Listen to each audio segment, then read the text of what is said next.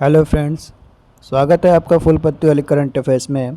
दोस्तों, आज है 2 अगस्त 2023 और आज की महत्वपूर्ण करंट अफेयर्स का पहला क्वेश्चन है कि हाल ही में टी20 लीग यानी मेजर लीग क्रिकेट का पहला संस्करण किसने जीता है।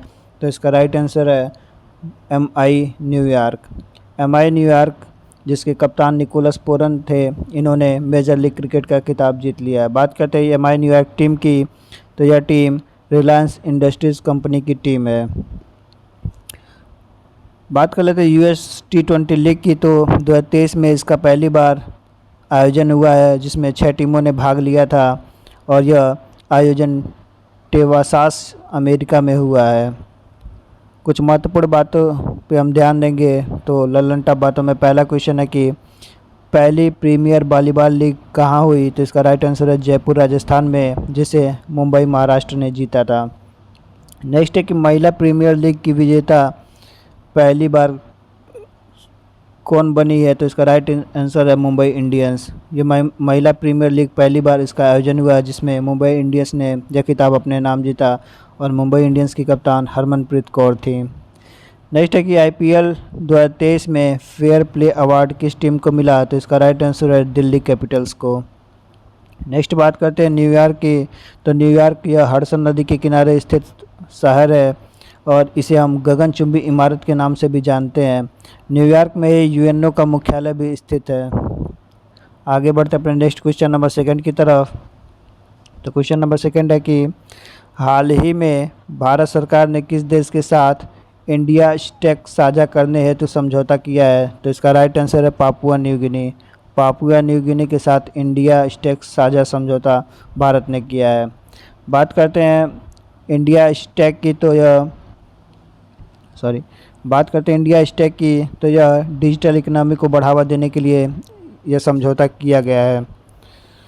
कुछ महत्वपूर्ण बातों पर ध्यान देंगे तो महत्वपूर्ण बातों में हमारा कि प्रधानमंत्री मोदी साहब को सर्वोच्च सम्मान किन देशों का मिला है। तो राइट आंसर है 5 देशों का मिल चुका है, जिनमें पापुआ न्यू गिनी भी शामिल है। वहीं फिजी, पलाऊ, मिस्र और फ्रांस, इन सभी देशों का सर्वोच्च सम्मान प्रधानमंत्री साहब को मिल चुका है।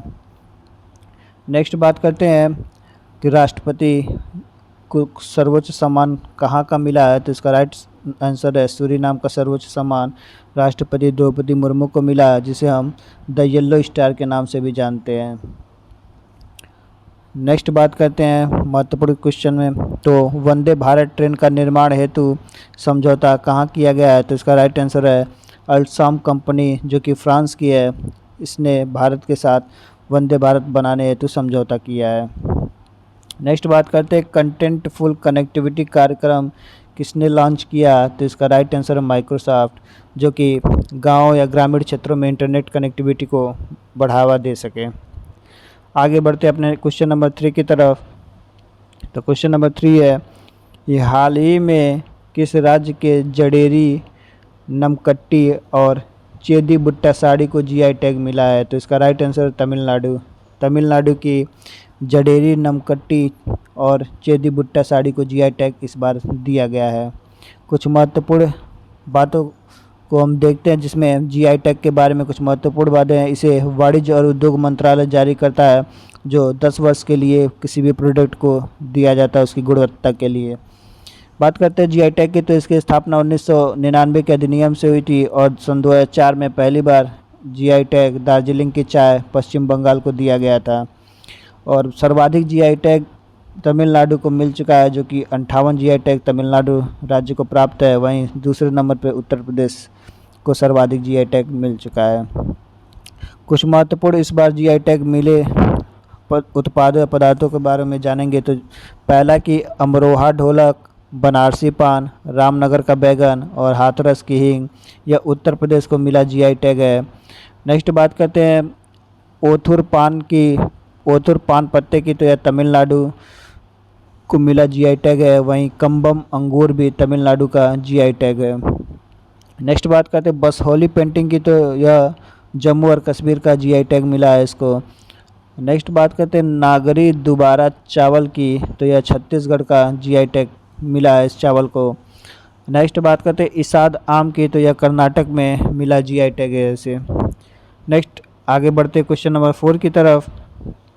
तो क्वेश्चन नंबर 4 है हमारा है कि बिहार रोड प्रोजेक्ट के लिए किसके द्वारा $295 मिलियन की सहायता प्रदान की जाएगी। तो इसका राइट आंसर है एडीबी यानी एशियन डेवलपमेंट बैंक के द्वारा $295 मिलियन की सहायता बिहार रोड जो क्षतिग्रस्त हो गए हैं उनके पुनर्निर्माण के लिए $295 मिलियन की सहायता प्रदान की जाएगी। बात कर लेते हैं एडीबी यानी एशियन डेवलपमेंट बैंक की। तो इसका मुख्यालय मनीला फिलीपींस में है। इसमें वर्तमान में 68 देश शामिल हैं और इसकी स्थापना 1996 में हुई थी। कुछ महत्वपूर्ण बातों में देखेंगे मनीला में हम रेमन मैग्सेसे अवार्ड भी यही मिलता है, जिसे एशिया का नोबेल पुरस्कार भी कहते हैं, और मनीला में ही अंतर्राष्ट्रीय चावल अनुसंधान का मुख्यालय भी स्थित है। कुछ महत्वपूर्ण बातें लल्लटा बातों में हम देखेंगे तो एससीओ की बात करते हैं, संघाई सहयोग कॉरपोरेशन का। तो इसका नवा मेंबर इस बार ईरान बना है और इसकी अध्यक्षता इस बार भारत में हुई है। बात कर लेते हैं एससीओ का मुख्यालय की। तो इसका मुख्यालय बीजिंग चीन में है और इसकी स्थापना 1996 संघाई में चीन में ही हुई थी। नेक्स्ट बात करते हैं एनडीबी यानी न्यू डेवलपमेंट बैंक, जिसके वर्तमान में अध्यक्ष दिल्मा रोसेफ हैं और इस बार न्यू डेवलपमेंट बैंक में नया देश मिस्र को शामिल किया गया है। नेक्स्ट है कि हमारा वर्ल्ड बैंक के वर्तमान अध्यक्ष कौन है। तो इसका राइट आंसर है अजय बंगा जी वर्ल्ड बैंक के वर्तमान अध्यक्ष हैं। नेक्स्ट क्वेश्चन की बात कर लेते हैं। तो यूरो को अपनाने वाला नवीनतम यानी 20वां सदस्य देश कौन सा बना है। तो इसका राइट आंसर क्रोएशिया यूरो को अपनाने वाला 20वां देश बना है। आगे बढ़ते हैं क्वेश्चन नंबर 5 की तरफ। तो क्वेश्चन नंबर 5 है देश के पहले हाइड्रोजन ईंधन उपयोग की स्थापना कहाँ की जाएगी। तो इसका राइट आंसर है झारखंड के जमशेदपुर में देश के पहले हाइड्रोजन ईंधन उद्योग की स्थापना की जाएगी। बात कर रहे थे झारखंड में कुछ प्रमुख बातों की। तो झारखंड में अभी हाल ही में प्रोजेक्ट रेल की शुरुआत की गई है, जो कि शिक्षा में गुणवत्ता संबंधित बातों का प्रावधान इसमें किया गया है। नेक्स्ट बात करते हैं सरहुल फेस्टिवल की। तो यह झारखंड में मनाया जाने वाला फेस्टिवल है। कुछ महत्वपूर्ण बातों पे ध्यान देंगे। तो हाइड्रोजन जो हमारा होता है इसके 3 समस्थानिक होते हैं, 1H1, 1H2, 1H3। इसमें देखिए परमाणु क्रमांक समान होते हैं तो इसे हम समस्थानिक कहते हैं।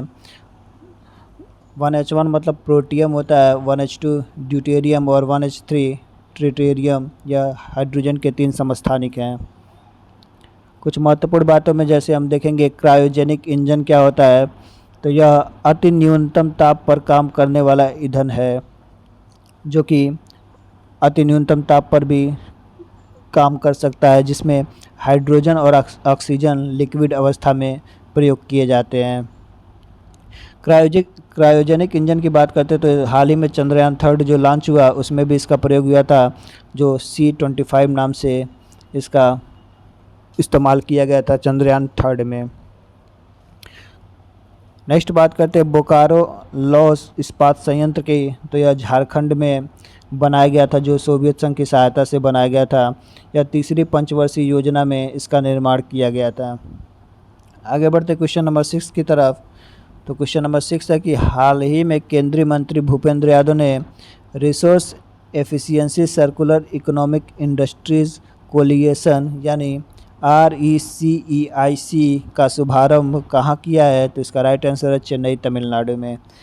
चेन्नई में resource efficiency circular economic industries coalition का शुभारंभ किया गया है।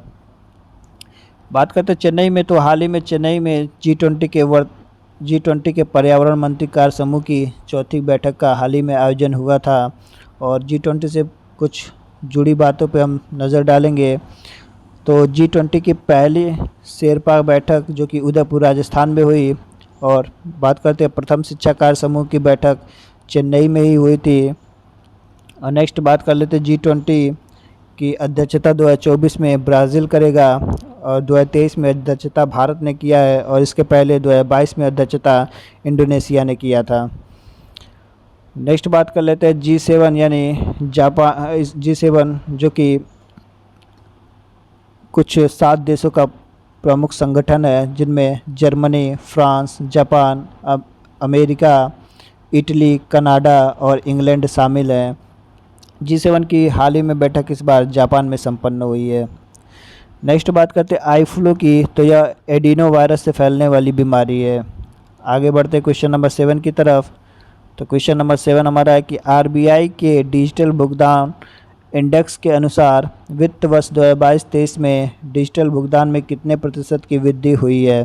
तो इसका राइट आंसर है 13.24% की वृद्धि हुई है। और इसमें सर्वाधिक योगदान यूपीआई यानी यूनिफाइड पेमेंट इंटरफेस का रहा है। आगे बढ़ते अपने कुछ महत्वपूर्ण बिंदु पर ध्यान देंगे लल्लन टॉप बातों में। तो पहला है कि विश्व खुशहाली सूचकांक में भारत की रैंक कितनी है? तो इसका राइट आंसर है 126। और विश्व शांति सूचकांक में भी भारत की रैंक 126 ही है। नेक्स्ट बात करते हैं global gender gap report. Global gender gap index में भारत की रैंक इस बार 127 है और इसे वर्ल्ड इकोनॉमिक फोरम यानी WEF जारी करता है। नेक्स्ट बात करते हैं लॉजिस्टिक परफॉर्मेंस इंडेक्स, जिसे वर्ल्ड बैंक जारी करता है और इसमें भारत की रैंक इस बार 38 नंबर की है। नेक्स्ट बात करते हैं वर्ल्ड प्रेस फ्रीडम इंडेक्स में भारत की रैंक 161 है और इसे रिपोर्टर्स विदाउट बॉर्डर जारी करता है इस इंडेक्स को। आगे बढ़ते हैं क्वेश्चन नंबर 8 की तरफ। तो हमारा क्वेश्चन नंबर 8 है कि हाल ही में किस राज्य सरकार ने प्राणवायु देवता पेंशन योजना प्रारंभ की है? तो इसका राइट आंसर है हरियाणा। हरियाणा ने पेड़ों के संरक्षण के लिए जो पेड़ 75 वर्ष की उम्र को पूर्ण कर चुके हैं उनके लिए हर वर्ष 2,500 रुपये देने का प्रावधान किया है ताकि उनका संरक्षण किया जा सके। बात करते हैं कुछ महत्वपूर्ण बिंदु की। तो पहला है कि हड़प्पा सभ्यता का सबसे बड़ा संग्रहालय कहाँ खोला गया है? तो इसका राइट आंसर है राखीगढ़ी हरियाणा में। और हरियाणा में ही सूरजकुंड मेला फरीदाबाद में आयोजित होता है। नेक्स्ट है कि पौधे प्रकाश संश्लेषण की क्रिया के द्वारा कौन सी गैस ग्रहण करते हैं? तो इसका राइट आंसर है कार्बन डाइऑक्साइड ग्रहण करते हैं और ऑक्सीजन को छोड़ते हैं।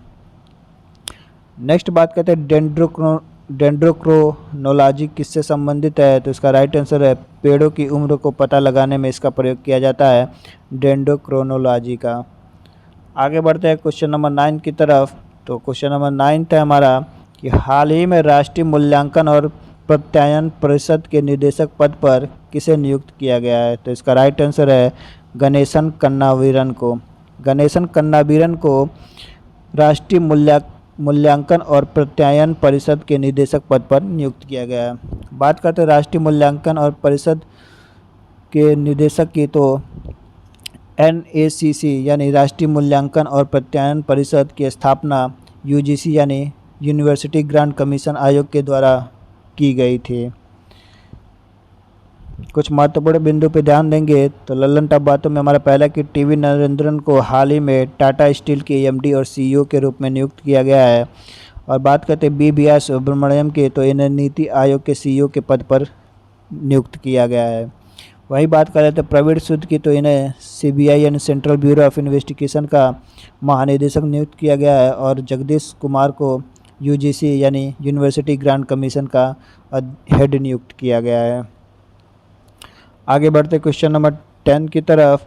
तो हमारा आखिरी क्वेश्चन है कि हाल ही में भारतीय महिला हॉकी टीम ने किस देश में आयोजित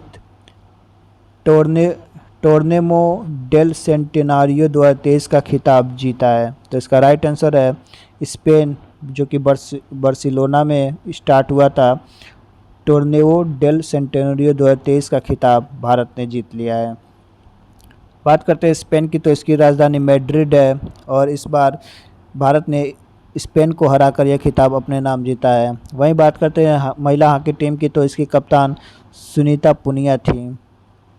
कुछ महत्वपूर्ण बिंदु पर ध्यान देंगे। तो पहला कि हॉकी वर्ल्ड कप 2023 जो कि 15वां संस्करण था इसका आयोजन भारत के उड़ीसा राउरकेला स्टेडियम में हुआ था, जो कि बिरसा मुंडा स्टेडियम के नाम से भी हम उसे जानते हैं। और इसमें यह खिताब जर्मनी ने जीता था। नेक्स्ट बात करते हैं कि टोक्यो ओलंपिक में हॉकी पदक भारत ने इस बार ब्रॉन्ज मेडल जीता था, जो कि 41 वर्ष में भारत ने कोई पदक जीता है इस बार। नेक्स्ट बात कर लेते हैं कि रानी रामपाल के सम्मान में किस शहर के स्टेडियम का नाम परिवर्तित किया गया है। तो इसका राइट आंसर है रायबरेली। रायबरेली स्टेडियम का नाम रानी रामपाल के नाम पर रखा गया है। तो इसी के साथ क्लास की समाप्ति करते हैं। आशा करते हैं क्लास आपको अच्छी लगी हो, तो शेयर एंड सब्सक्राइब ज़रूर करें। और इस क्लास का PDF डिस्क्रिप्शन लिंक में दे दिया गया है। टेलीग्राम ग्रुप को आप ज्वाइन करके उसे आप PDF प्राप्त कर सकते हैं। जय हिंद, जय भारत।